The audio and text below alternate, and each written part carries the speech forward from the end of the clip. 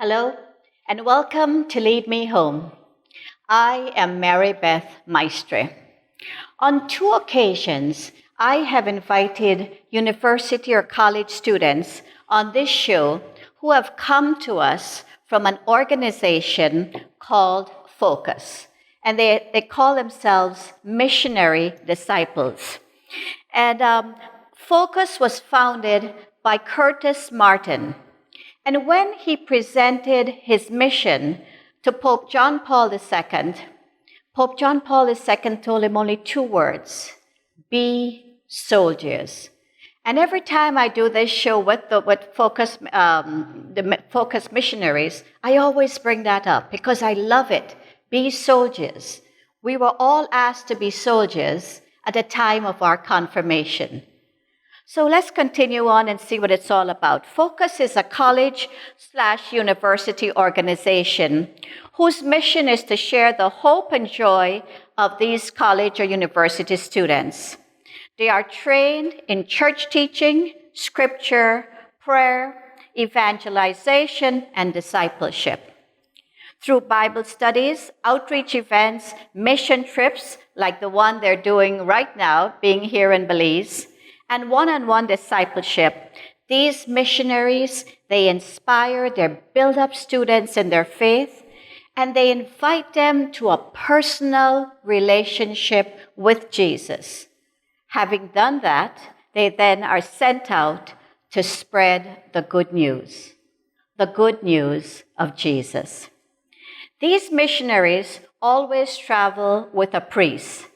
And today, instead of the students or the missionaries, I have the priest who's joined them with me on this show. And so they've been here for the last 10 days, ready to leave.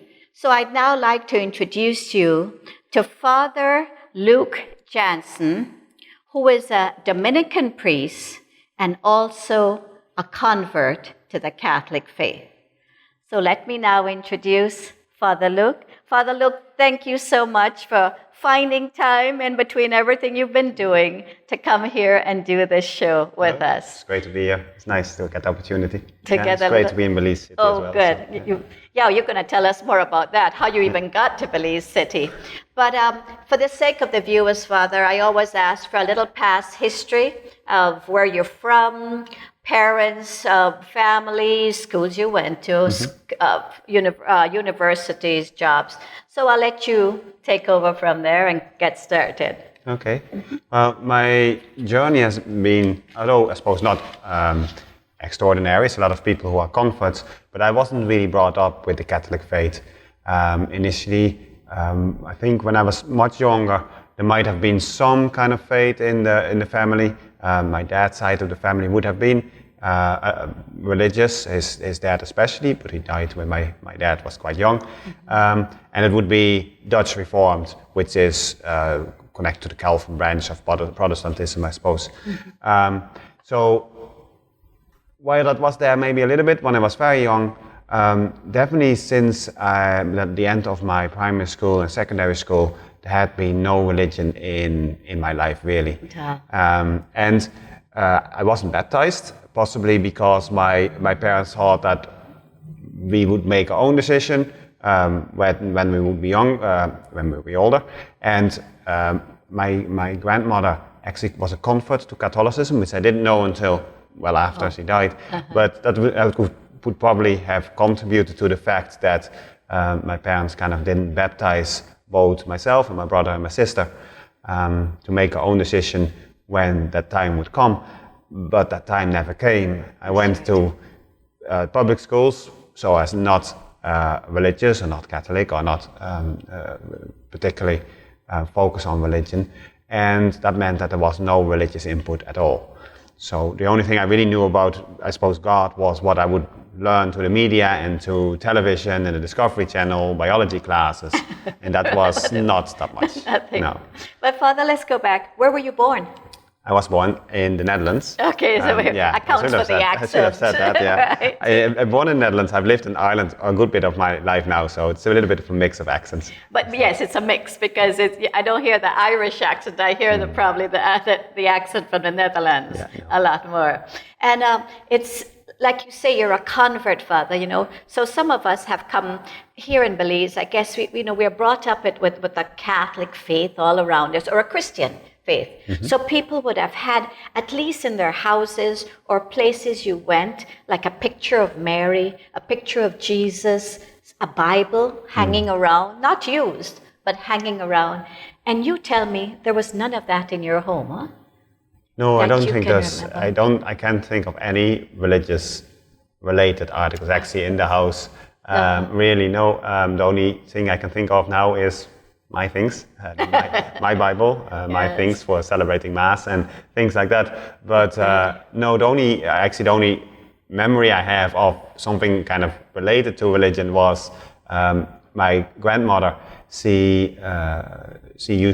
My granddaddy usually read, but they usually read a little bit of the Gospels after dinner. So I think that kind of also went out of habit, but I can remember distinctly the story of John the Baptist. Mm-hmm. Although I never realized it was really out of the Bible, could have, I suppose, figured that out, but it was only much later that I realized when I heard the story again, and being read in church, that I realized that it was actually the Bible that was read. Yeah, where she was reading. I suppose it's quite it's a story that you can remember easily.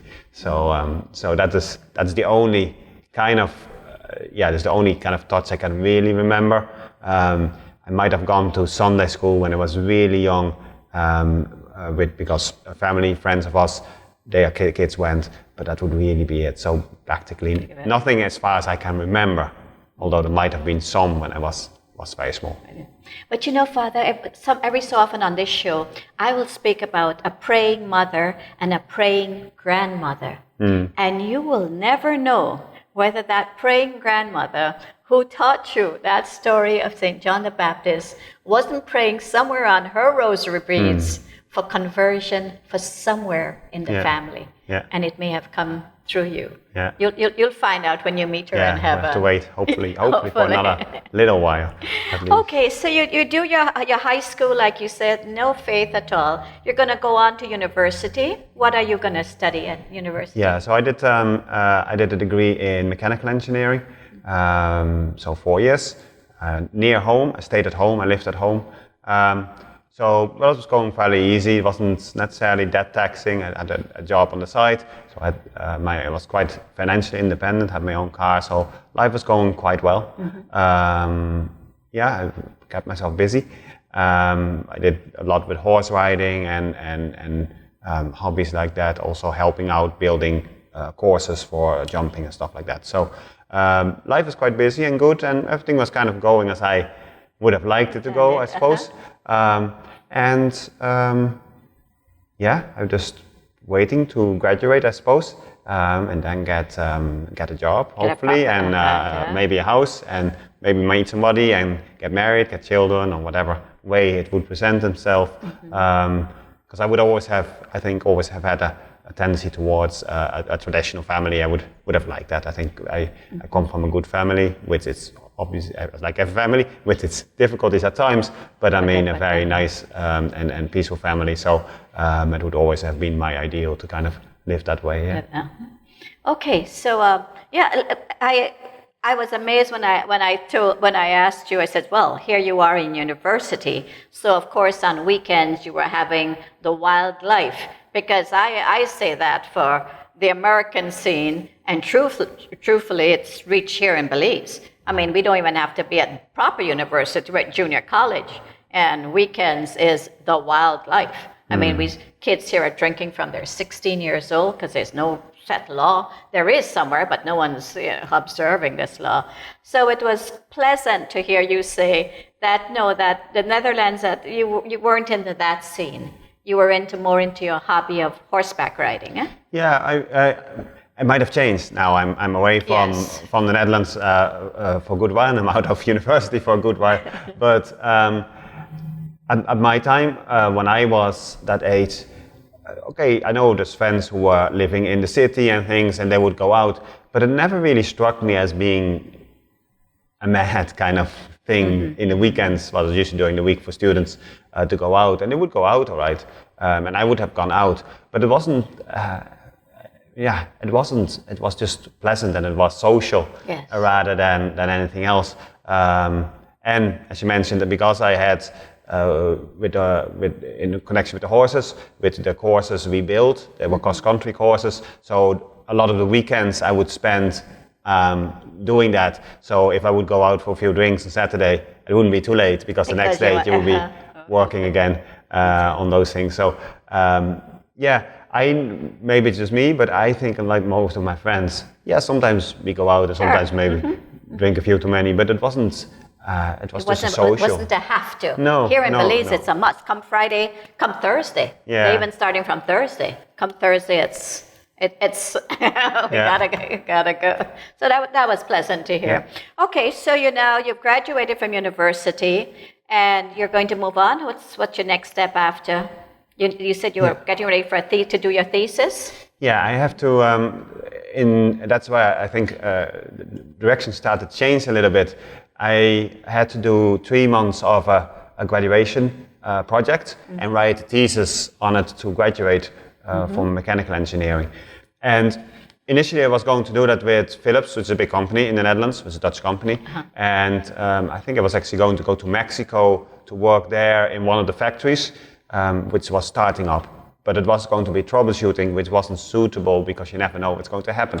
So the college didn't accept that. They didn't think it was defined enough what I was going to do. With only 2 months to go, with Christmas in the middle of it, I had to find a place, and the college had a relationship with one of the colleges in Galway in Ireland. And they had a research office which offered me a job to do research and then write a thesis on the project, which was suitable. So without planning, I found myself on a plane to Ireland and to do my graduation there. So that was, I think, 3 or 4 months in total that I spent there to finish my studies. To complete that thesis. Okay, so you complete your thesis and you get a job there? And then... Yeah, I did finish, I graduated. And when I was there, I must have done something right because they offered me a master's, a scholarship to do a master's. I also got to work there in a company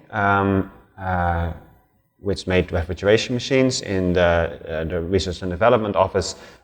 One of my things that I was quite good at the time was three-dimensional design and structural strength analysis and these kind of things. And they needed somebody to help them tidy up some things, bill of material work. And so I did that for the summer. And there was a lot of research projects going. So they offered me a scholarship to do 2 years of research with them and to do my master's degree that way. So when I wasn't really planning to go away from home, it seemed to be a good opportunity where you get paid for doing further research. So I decided to take up the opportunity. I had a few friends there. There was other international students and we had a bit of a community there. So it was enjoyable and Ireland is a nice place to be. So I decided to stay another 2 years and go away. Yeah. But while you're working there, you're going to be challenged now, huh? Things are going to start. God's going to start tapping on your shoulder.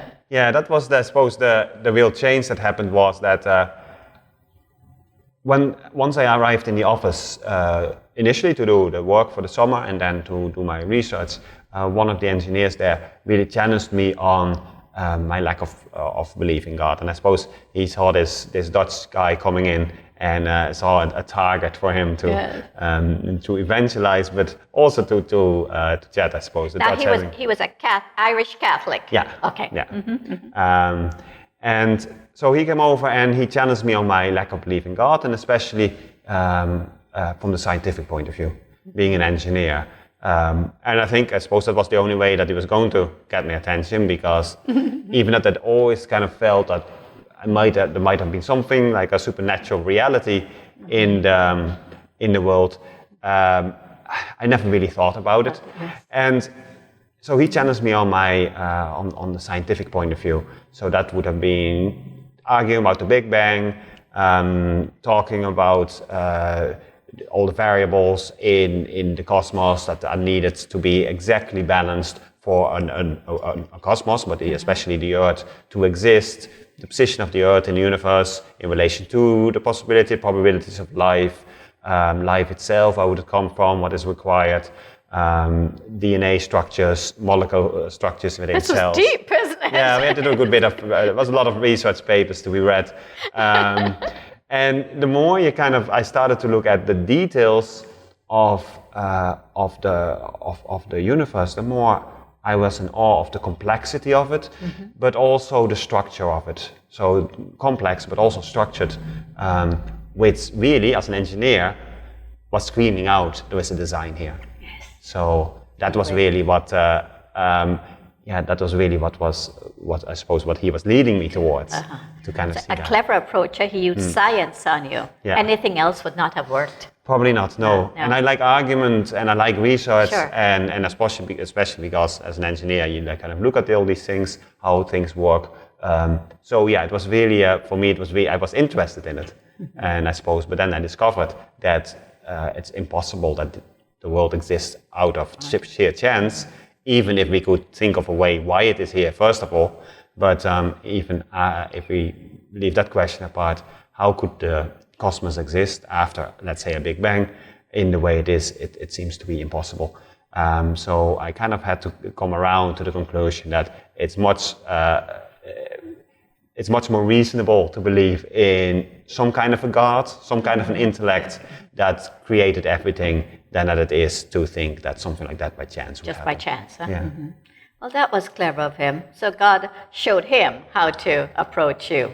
Okay, so as we're winding down, we're going to stop there. But when we come back, we're going to see how he's going to continue to encourage you in all other ways. Yeah. So we'll stop there now, viewers. And when we come back, we'll see how Father Luuk continues on his path into the faith. I was going to say back to the faith, but no, he's coming into the faith.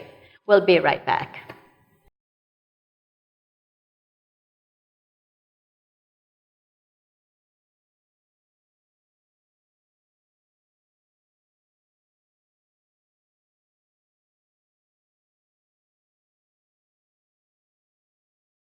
It is an inescapable fact.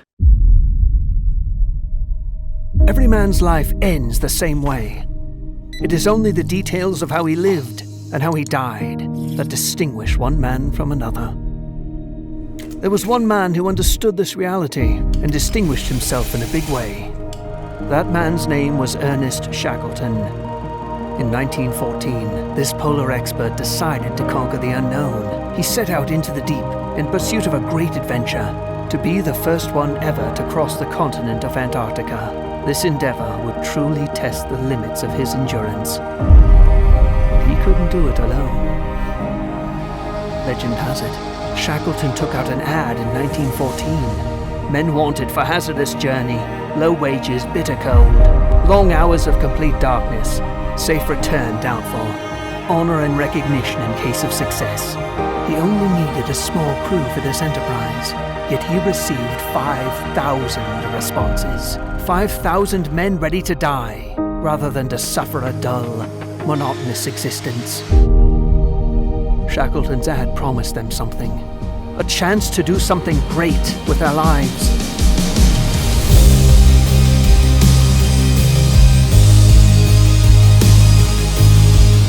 Do we dare to venture into the deep, like Shackleton and his men? How are you going to live?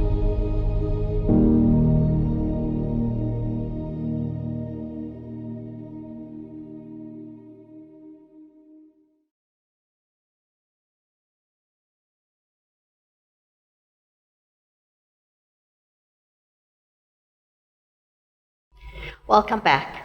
And let's continue on Father Luuk's journey into the faith. So he had this young colleague, a Catholic, an Irish Catholic, who's going to challenge him. And he knew he had to challenge Father through the scientific way, because that's how Father was thinking. That's his mechanical engineer. That was the logical side of the brain. So he knew that's what he had to do. And he did, and it worked. Something happened. He gives you a Bible, and invites you to a prayer group, or what else does he do? Yeah, and I suppose after coming to the conclusion that, okay, there might be some kind of a God, he started to introduce me to the idea of the Christian God. So we went more or less to the same scientific way of looking at the Bible, seeing if it is historically accurate, going to all the things of the manuscripts, compare the manuscripts, the quality of the manuscripts, how much of the Bible that we have now is exactly what it was, which I think is about 99%. Looked at external evidence, archaeological evidence, and all these kind of things, external sources like Josephus, a historian, to kind of see, okay, yeah, this seems to be a trustworthy source, and it's the most, by historical, critical methods, it is the most accurate historical book we have, the Bible. Although people don't see it as a historical book, and I wouldn't say that we should read it as an historical book, because it's not meant to be a historical book, but as a writing itself, it is to be trusted. So then, obviously, you start to look at the person of Jesus then, and if this is true, what is written, then what Jesus did and said is true, then he has to be God, because somebody who is mad can't work miracles, and the miracles are not tested anywhere. I mean, they did happen, there's no doubt about it.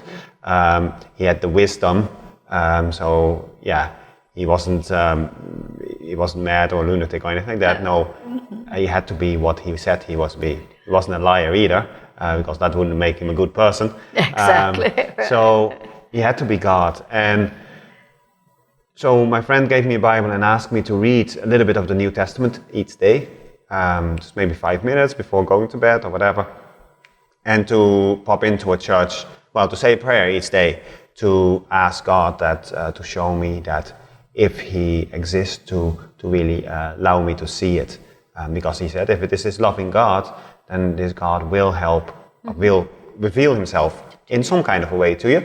And he said, it might not be instantly, but give it 2-3 months and see what happens. And he said he would kind of let me walk the journey. Obviously, we would still be talking and things and meeting each other, but he wasn't pushing me as much, which was actually suitable for me at the time as well, because I had to write my thesis. So I took the challenge. And there was a church on the way home, so I used to pop in. There was adoration there. And I was learning, obviously, about adoration and all these kind of things, John chapter 6, and the real presence in the Eucharist. And I said a prayer each day there, maybe for 5-10 minutes. I didn't know what to pray. And I started to read the Bible. And that is where things really started to kind of happen, I suppose. That is where things became real, not just an intellectual concept of some kind of a God out there, but now it became something that became relevant to my life, to the passages that I was reading and how they spoke to my heart, but also how they were applicable, for example, the next day in my life, but also small little things in prayer that the Lord would really show that He is listening. And if you pray for something, that the Lord would just make it happen in some kind of a way, or at least give a show that He is in it and listening to you. So quite quickly, I would say maybe 2 weeks, my life was really changing because this reality really stepped in. It was happening. So that was, I suppose that was the big change, and I would always say that that's why it's so important to read the Bible prayerfully and allow the Lord to speak to our hearts, because He can really do that. Might not always experience that way, might come to that a bit later, but that's amazing, viewers, to hear this, to hear a person who's with no Catholic background to take up this challenge. I like it, and I like what your friend did, and just to read that Bible and to stop in and sit at adoration and to see God slowly starting to work with you. So, okay, now he invites you to an anniversary. You've been going to a prayer group, and so part of, I suppose, a little bit along the way then, maybe 2-3 months after I kind of accepted that there was possibly a God, he started bringing me to a prayer meeting, a charismatic prayer meeting, and so I learned there to pray the rosary, because the rosary was prayed at it. There was singing, guitars, and silent prayer. It was with the exposition of the Blessed Sacrament. So it was great to meet also other people, other Catholics. It was a variety of ages, but I also met some younger Catholics and was introduced to the kind of, let's say, the younger Catholic crowd in now, Galway. because, just remind me, you are like around, what, 27, 28? How old are you? I was 22 at the time. Oh, About at that 21, time. 22, yeah. That's right, you haven't even entered yet. Yeah, 22. Yeah. So, so just after college, really, that this all happened. And so he invited me to this prayer meeting, and I used to go every week with him. He picked me up, and there was an anniversary mass there. And I suppose that is where somebody said, like, okay, you can go up for a blessing. And that is where it really struck me that because I had been reading about the Mass and understanding the Mass and the Eucharist, that it is really the Lord that we receive, and that this is the center to a certain extent of our spiritual well-being, to receive the Lord into our lives, and we receive Him, but we become really part of Him. And how this works, and that is what I really desired, so that the only way to do that was actually to become a Catholic. And it was just one of those points that, I mean, there wasn't really a way back. I mean, I knew it was true, so to deny it wasn't really possible. Of course, I could walk away, and we always have that freedom. But I decided to go ahead and see if I could get baptized and be received into the church. So I started that process with the priest that was where the prayer meeting was. It was the curate there took me under his wings to talk to the bishop and to see if I could be received into the church then, the Easter coming. So things went fairly quickly, but it was very exciting journey. I asked you, what was that like, receiving the Eucharist? And I think you said that at that moment, nothing out of the way, but it was the next day, you said, huh? Yeah, the whole, I think it's the same as I suppose I've gone through simple professions, solemn professions, diaconate ordinations, priestly ordinations, all these big events. It's very hard sometimes to take them in because I'm sure to a certain extent, same with a wedding, there's a lot of pressure on it as well, you know. You can't really sit back and relax to a certain extent, although people around you try to make you relax as much as possible. But sometimes it can be hard because you have to remember what you have to do and all these kind of things. So I can remember I was quite tired going to it because I did just a retreat before it, and everything went fine. It was a great day, and there was a lot of people there. So that was beautiful. I was baptized, received First Holy Communion, and was confirmed on the same Mass. But I can remember the next day I really felt refreshed as a newborn. I actually slept in, but never happens to me, really. I didn't even hear my alarm clock. Late in the spirit. Yeah. And I just absolutely felt great the next day. So yeah, it really felt like being reborn. Yeah. Okay, so you knew the experience, which is better than many people. You know, we receive baptism, we don't even remember it. We receive communion at 7 or 8, once again, or 9, different ages. Confirmation at 12, 13, 14. Some of those things we're not affected at all by it. So that was nice that you had all three all at one time. Yeah, no, it was great. But then you tell me the honeymoon, like all honeymoons, come to an end, huh? Yeah, after my baptism, spiritual life became much more mundane. The Lord was still working naturally, and I still had a long journey to go. But it was so amazing that you could pray for something and something did just happen. And I don't think necessarily my faith kind of went because I'm supposed to have gotten the gift of the Holy Spirit. But I think that what God does, He kind of helps us to understand. And in our spiritual life at times, He also shows us and helps us to understand where He is, and He confirms us and helps us and strengthens us in our faith. but a lot of the times it can be quite dry and sometimes difficult. And that was really my experience, that now prayers weren't always answered, or there wasn't always an experience of peace or whatever when praying. Slowly but surely these kind of things kind of wound down to a point that I had to kind of start and look at my spiritual life and see, okay, where am I journeying and how are things going? So now it was also the start of deepening that relationship from a superficial kind of, to a certain extent, being hooked to the experience and the excitement, to actually allowing our faith to grow and be able to listen to how God works within us. They say that's sometimes like moving from baby food onto solid food. Yeah. So the baby food was delicious, went down easily. You can relate to that. Now God took you off the baby food. Yeah. Solid food for you now. You go deeper. Yeah. Okay, so I mean, I'm sure your friend was thrilled that all of this was going on. So you're still working. You have a girlfriend at this time. Yes, very quickly after I was baptized, I met a girl. Was she Catholic? Yeah, she's Catholic, Catholic. Irish, yeah. And met her through the faith, to friends and things. So we ended up going out for just over 3 years, I think. And that was all going well.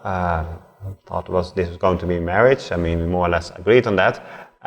Although we didn't have a date. She was doing a master's to become a primary school teacher, which was very intense.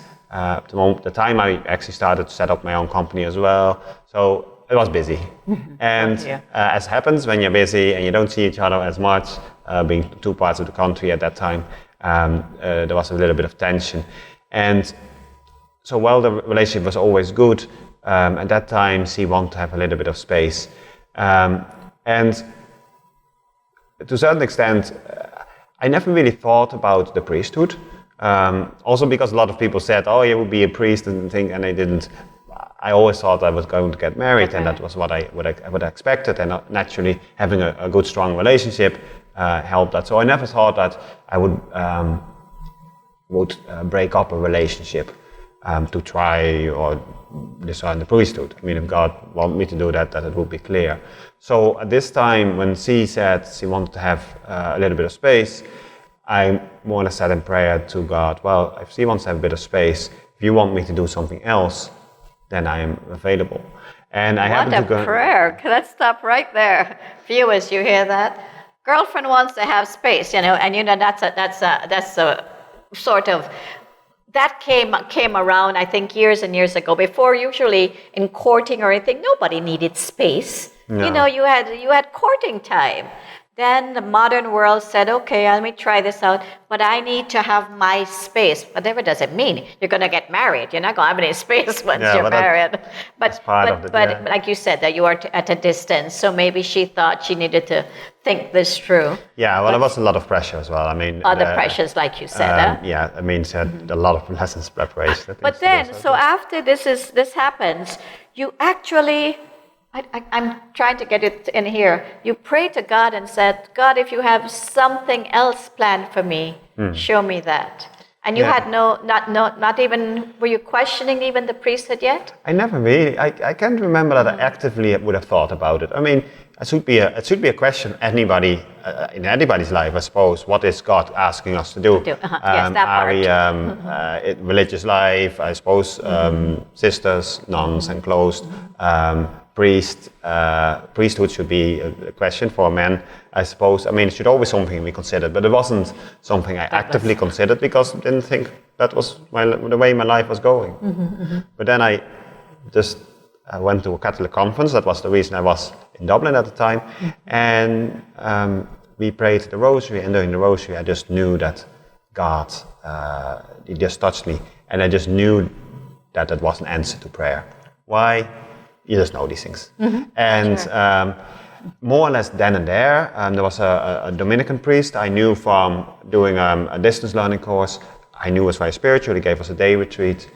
I met with him and talked for an hour, and from then on I just knew I had to try it. So at least try it. Yeah, even if it was for a couple of months, just to try it and see if that is what God wants me to do, and that will bring happiness. And if not, then, well, we pick up life where we were. That's right. Then if that didn't work out, then you could always go back to the girlfriend. Yeah. Yeah. So, can I dare ask, how did she think? What did she think about that? Yeah, that was it was 2 days, 3 days later. She wanted to get back together, so we had a few difficult months ahead in which we kind of broke up slowly. But it was just because I was just afraid even to continue it, because relationships are tough. I mean, any vocation is tough in its own way, you know. At times, not all the time, maybe, but at times. And I just thought, like, if something tragic would happen, if things are not turning out, whatever, I would always question. You see, I shouldn't have done this. I should have tried it, you know. So for me, it was just really I needed to try it and see. Okay, if this is what God is asking me to do, then this is what will bring me happiness. Mm-hmm. Both for me, and I would also trust that for her that her life would also end up being happy life, you know. Mm-hmm. So it was tough, but you did it. That's what we did. Well, viewers, how do you like that? How God touched and answered him. It's just amazing how this all happened. We'll stop there, and when we come back, we'll just finish off and understand, come to see Father's order, the Dominican order, and what he does with the focus missionaries while they're here or wherever they are, but specifically here in Belize. We'll be right back.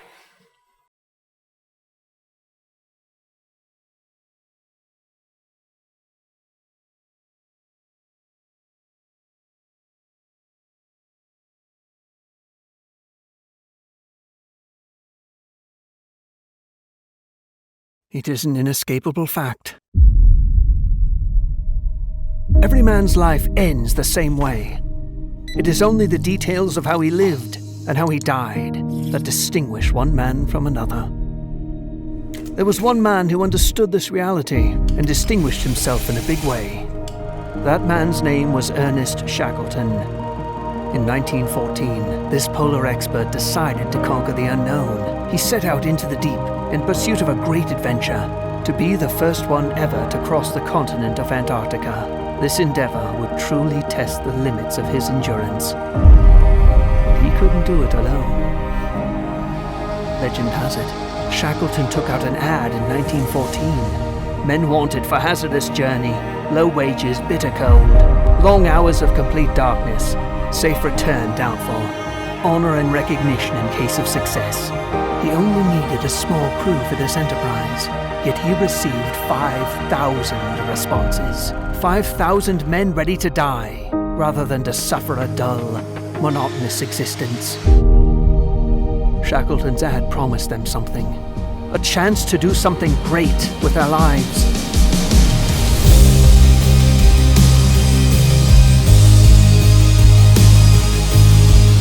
Do we dare to venture into the deep, like Shackleton and his men? How are you going to live?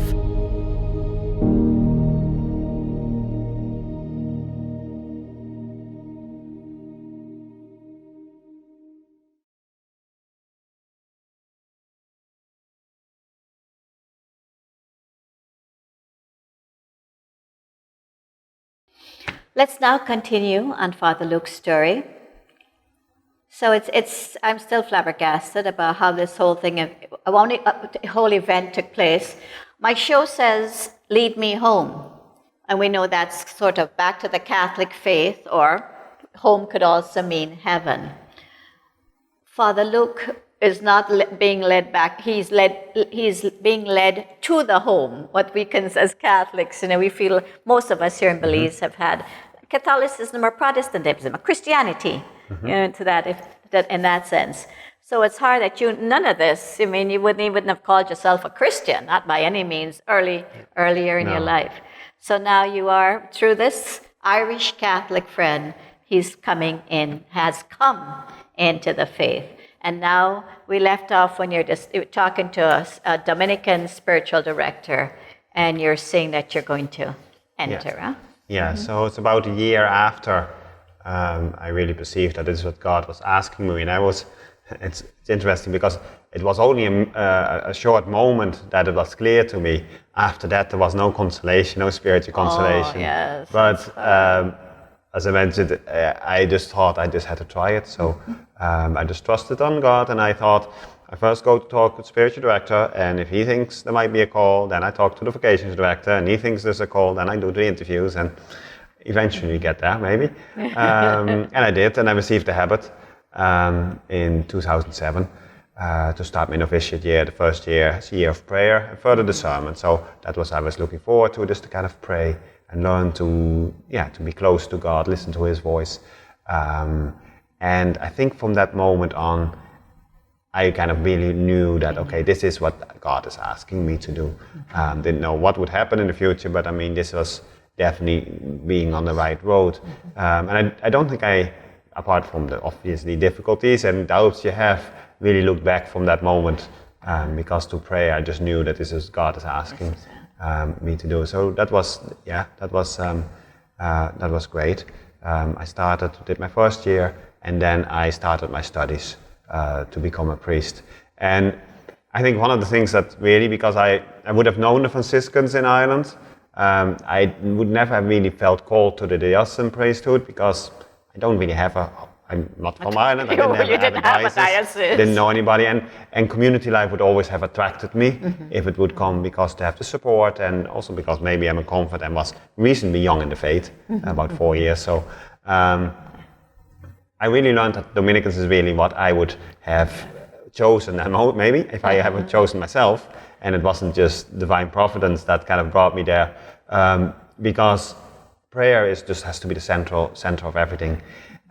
So for Dominicans, it's really contemplation, prayer, then study, because the order was founded to bring people the knowledge of the faith in a time that there was a lot of heresies around, and people just didn't know the faith. So that's why the order was founded for, which might be needed again nowadays, where people just don't really know the true faith and have to be taught, and then going out to actually teach people. So to really bring the fruits of our own contemplation and study to others is really what the Dominicans were founded for. And I suppose for me, coming from a scientific viewpoint and having gone to the learning side of things, and really that it touched my heart, I mean, maybe God can use me to do the same with others, you know.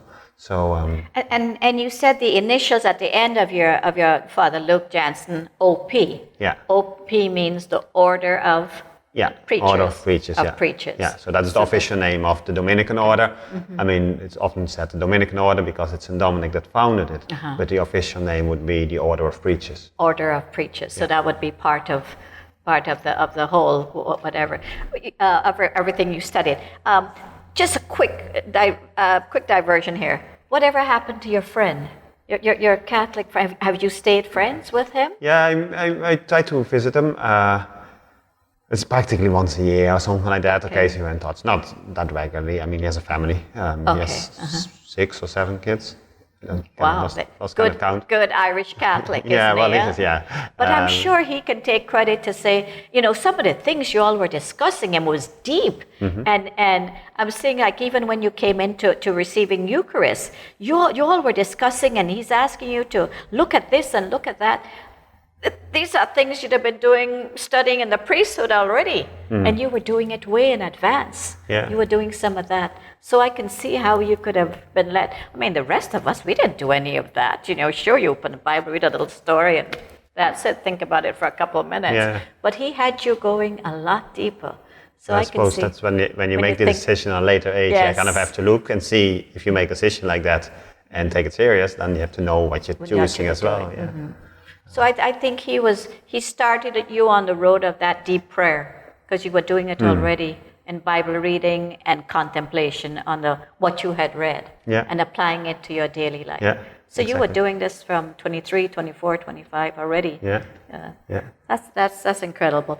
Okay, so here you are. You've completed. You was 7 years as a priest. You studied. Yeah. So 1 year prayer, well, a little bit of study, and then 2 years philosophy and 4 years theology. So we studied that together in community. Most of it philosophy was outside, but the rest is in community. with the brothers around. I mean, there's 3 in my year, but so usually we get about 2, 3 a year. So, but in total there was about 12 students. I think it grew to about 18 at one stage, just before I was ordained myself. And then there's more priests in the community, so the community would have been between 23 and 26, I think. So we all live together in the city centre of Dublin, and that's why we study and prepare ourselves for ordination, to the priesthood. To become that priest. Yeah. Okay, so that you become a priest. Now I asked you this question. Father's name is Luuk, L-U-U-K, and that's in the Netherlands. We got that name. But you keep that name, huh? Yeah, I mean, I could have changed it. It wasn't a custom that was done at the time when I made profession. It hadn't been done for a long time that somebody changed his name. Since actually a few brothers have done it. Okay. So it's coming a little bit back in. But I didn't. I took a second name, Dominique. It's Dominic, but then in Dutch. So I took a second saint's name, as most do. Okay. But no, I kept my first name. You kept your first name.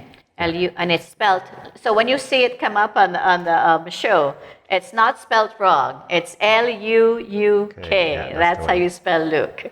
Yeah. Okay. And your family, how did they take to all of this?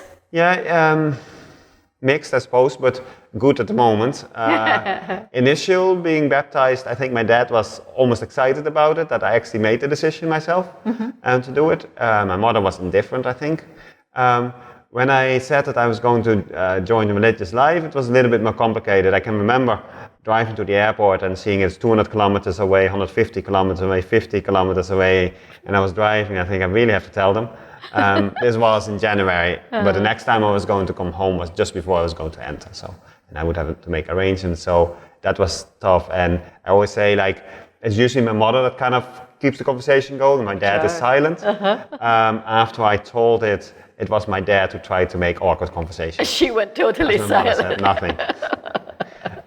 It was difficult in the beginning. They didn't come to my habit reception. Neither did I really push them or ask them, because I didn't know what I was really doing. I mean, because we don't know it from tradition, and they didn't really know what I was doing.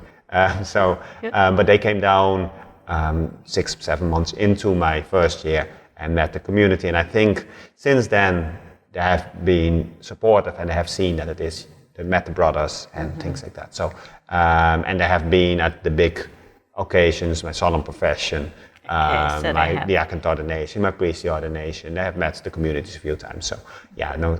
They've seen the fruit. Yeah, and I think for parents, the most important thing is that they see their children happy and I'm happy. And that is the most important thing, especially for mothers, I think. Okay, then you've taken on a few jobs as a priest now. Yeah, I was after I was ordained, I was sent 2 years to still work in a secondary school. We have one secondary school in Ireland, so I was there for 2 years. Then I was asked for 2 years to be vocations director and to lead help other people to discern if God is calling them to religious life, especially Dominican vocation. And now in this last year, I was moved to a priory in the south of Ireland, in Cork. So I've been there now for a year. So there's been moving a around. lot of change in moving around. But now you tell me, as this vocational director, that's when you met up with other priests in the vocations, and this is how you got tied in with Focus. Yeah, because Focus is an American organization, Fellowship of Catholic University Students, and the Dominican priests some of them in the US do go on missions like this one, and one of them gave my name to the mission department because they're always looking for priests, and I suppose it's hard nowadays because there's such a shortage. In a lot of places it's hard for priests to get away, but because we live in a community and our apostolates are different, I mean, working with young people, it's not just in the church, and usually you have bigger communities. Sure. We are a little bit freer, so even that I can't do it too often, I was able to get away for the duration of this trip. Because I don't have any direct responsibilities, I have to be there all the time. So they gave my name and they contacted me to see if I could do a trip. And it was also because they were specifically looking for somebody to go to the Netherlands, and the language would have been handy because there was public masses involved. So I suppose that's where I was matched up fairly quickly because I So that was your first mission. That was last year. And now this one is your second mission. Yeah. Even though apparently you had to be rerouted. You were supposed to have gone to Uganda, you said? Yeah, there was just an outbreak of Ebola, and I don't actually know how it went. Just when it hit, it was about 2 weeks before we were supposed to go. So I suppose the mission department had to make a decision either to see how it would develop, but then have to cancel it, or to see if there was a chance of rerouting it. And Father Scott here in Divine Mercy, things came together at the same time, and he accepted us to come over. It's a medical mission, so most of them would be on the mission would be either qualified nurses, if they graduated, and missionaries, or most of the students are medical students or nursing students. So we work here with especially the dying, palliative care, the sick and the dying in Belize City. Okay. Yeah. As well as I think you were refurbishing a house that the Divine Mercy has in the Balama area. Yeah. So we're looking at kind of finishing it. I mean, the house was all pretty much finished, but just to I suppose to kit it out, to make it suitable for possibly somebody to live there in the future who might need care or whatever way it is. Yeah. Mm-hmm. So that was a blessing to have these medical students here with us. But along with that, things we've seen, so Father, you're with your missionaries, and the rest of us at Divine Mercy Church, of course, have profited from it. So it's daily Mass with your team. Yeah. Daily adoration. Yeah. What else? So that is, I suppose, part of a real important part of the mission is also the formation of the students, or maybe that is even the most important part, to kind of get them experience. So I suppose that's why there's a priest on the trip to have that spiritual input. So there would always be daily Mass, and it would also be an hour adoration, or either with adoration or in the church itself, for spiritual formation. And then there would be spiritual talks on different topics to kind of help the students to form their own spiritual, and I would be available for confessions or talks, and as other missionaries if they want to talk to them. So so the spiritual side of things is taken care of as well. Yeah, it's pretty central in the whole approach of the mission. Yeah. But despite all of that, so it's the physical part that they're doing, and that going out to visit the sick and the dying, putting this house together, you're taking care of their spiritual needs. Yeah. But I'll tell you, Father, also, along with the students, some of them get in a bit of exercise as well, don't you? If people say, we see Father running up and down on the front. We do. Well, I do quite a bit of sports. We should have gotten you a horse. That's what we should have done. It's surfing now. I do actually kite surfing. Should have brought kite surfing. Yeah. Oh dear. No, we couldn't. San Pedro for that. San Pedro, yes. But no, I have always been active, and running is always my base activity to keep fit. So there's a few students here who are into the running. So 7 o'clock in the morning we go. 7 o'clock, right? Yeah, when it's not too warm yet. Yes. So we have been taking a bit of exercise. I just sometimes tight with Mass to get it in, because Father Scott and Father David were away. I tried to do as many Masses here as well in the church, but it has worked out. So I think Father Scott realized it worked out perfectly well, because Father Scott and Father David have been away on their own mission, their yearly mission. So Father Luuk just stepped in and took over for the last 2 weeks with Masses and helping out. He was also here when Father David had his 10th anniversary. So Father Luuk graciously assisted at Mass, and I know Father David enjoyed it, having you there to just he didn't have to say the Mass, he was a guest at his own Mass. So that was a lovely Mass, and a little celebration afterwards. So this team have really helped out in many ways, and like I said, I think they keep coming. Once a year, I think we'll be getting them. But this Father Luuk has come further. So you're coming from Ireland and going, when you leave, back home to Ireland. Yeah. Back to the regular job. Yeah. We'll have to just call on you again, Father. Okay, so that brings us to the end of that part of it. But Father, quickly, a quick, what's a life? Not that, I'm sure we do, but it just fascinates me, from a person who came out of a home where no such thing as prayer. So tell me what your prayer life, what's your life as a Dominican? Yeah, I mean, in community. Yeah. So normally in one of our bigger privates, and I'm actually in the novitiate now, where people start. So we have a very full program, which I enjoy because I need prayer. So I personally try to do an hour of prayer before we start with morning prayer as a community. There's mass somewhere, either before that or after that, depending which mass I'm on, because we have a few masses during the day in our church. So the mornings then I'm usually free for those who are studying. That would be study time or that would be class time. We have prayers then before lunch for about 20 minutes. Then we have lunch together as a community. Then again, there's free time for work or study. And then we have meditation for half an hour at 5:30. And at 6 o'clock evening prayer together, and then supper together. And then again, usually about 20 to 9 in the house I am, we meet for night prayer again, to have night prayer and sing the Salve Regina to close the day, and then to start again. And usually most try to get in half an hour of meditation again there, so we try to get meditation spread throughout the day to kind of stay in touch, I suppose, with God. Wow. I'm listening. I'm far from that. Yeah. But that's why I'm not a Dominican. Well, I suppose it's part of our job, That's responsibility, but it's part but like of our you life. said, from the beginning, you kept mentioning prayer. Because other orders have their own charisms or whatever. Yeah. But so yours, a big one would be prayer. Well, prayer has to be at the core. Our own core. dialogue with God. What we don't have, we can't give. So it has a lot of things have to come from our own dialogue with God, and that can also be in study, understanding God and figuring out how God speaks in our lives, and then to be able to share that with others. But we need to do it yourself first. Which is exactly what Focus is doing. Huh? Yeah. Everything is. Yeah, that's for Focus. That's important. That's a subset Sharing of what and Focus. and learning and discipleship then sharing. and yeah. Sharing it out. We're closing off now, Father, but just let us, for the sake of the viewers also, quick little story, because one of the things of your prayer time is the rosary.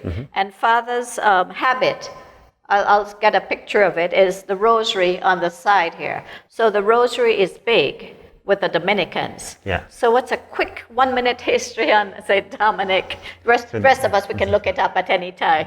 Yeah, well, it's the rosary. It's a long history, but the tradition is that the rosary started with St. Dominic, when Our Lady gave that as a spiritual weapon to St. Dominic to pray, because he was counteracting the Albigensian heresy at the time. That it was Our Lady that appeared to St. Dominic and gave him the beginning of what has grown into the rosary as we know it now, with the first 15 decades and now the 20 decades since the Mysteries of Light are added. So over time it has become that form, but it started with the 150 Hail Marys and the Paternosters with the Our Fathers in between. Also connected to the 150 Psalms. So a way of praying the Psalms for those who are not in choir or on the road, and to have that really as a spiritual weapon to counteract whatever evil there is in the world. So that is why it really started. That's how and that's why the Dominicans are the custodians of the Rosary. The Rosary confraternities are all under the protection of the order, of the Dominican order. Yeah. Wow, that was a beautiful ending to the story. And because you say we try to get in at least 3 rosaries a day. Yeah, I try. That's the aim normally. And I can barely finish my 1 rosary for the day. But I do have here my spiritual rosary, Father. Look at this one. This is from EWTN, and this is called the Warrior's Rosary. And I show it every so often. So we see the crucifix, of course, but on the back there's a sword. So on the back of it, so this is the Warrior's Rosary when we're praying this order. Okay, so we've come to the end. It's been very enlightening, Father. This you've taken us through a journey of from nothing to everything. Yeah. I don't even know other words as a convert. Not even being influenced in the home, but like I said, I'm sure that grandmother had something to do with it. Yeah. I truly believe that. want to thank you, Father Luuk, for coming on the show and sharing your story. Want to thank you for being here in Belize with us. Want to thank you for being at the Divine Mercy Church, because I've come to quite some of the masses, and that you've been there with us. So do come again. Yeah, that's great. Come back really from enjoyed Ireland. We'd love having you. Next focus group, let them contact you and come back to visit. And this time we'll get you out to San Pedro. And that was our guideline. Thank you for being here with us. Thank you, it was a pleasure. Thank you, viewers. I'm sure you enjoyed the story as much as I did. Like I said, I always have the students on, so this was a privilege to get a priest that comes with them for the Focus organization. Thank you for being here once again, for our cameraman, Mark. And we'll be showing a different video. I've shown this video before. It's also the Focus video. It's a little clippet. So we thank the Focus organization for the clippet that you will see on the show. Thank you once again. Remember, God loves you. God bless you. Saint Dominic, pray for us.